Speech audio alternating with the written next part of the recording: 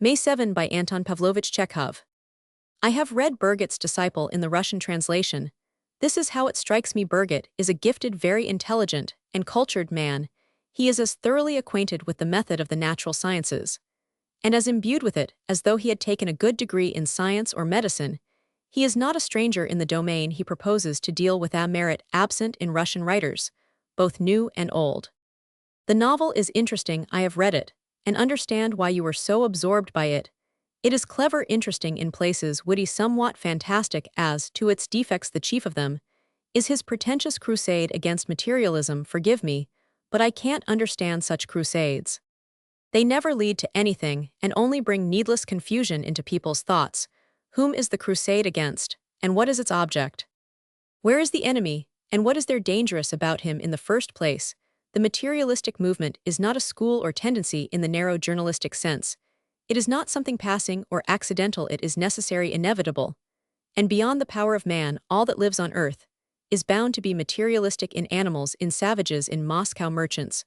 All that is higher and non-animal is conditioned by an unconscious instinct, while all the rest is material, and they of course cannot help it. Beings of a higher order, thinking men, are also bound to be materialists. They seek for truth in matter, for there is nowhere else to seek for it.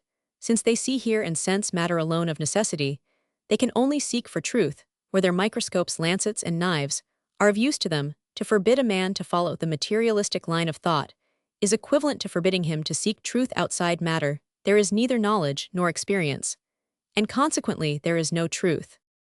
I think that when dissecting a corpse, the most inveterate spiritualist will be bound to ask himself, where is the soul here? And if one knows how great is the likeness between bodily and mental diseases, and that both are treated by the same remedies, one cannot help refusing to separate the soul from the body.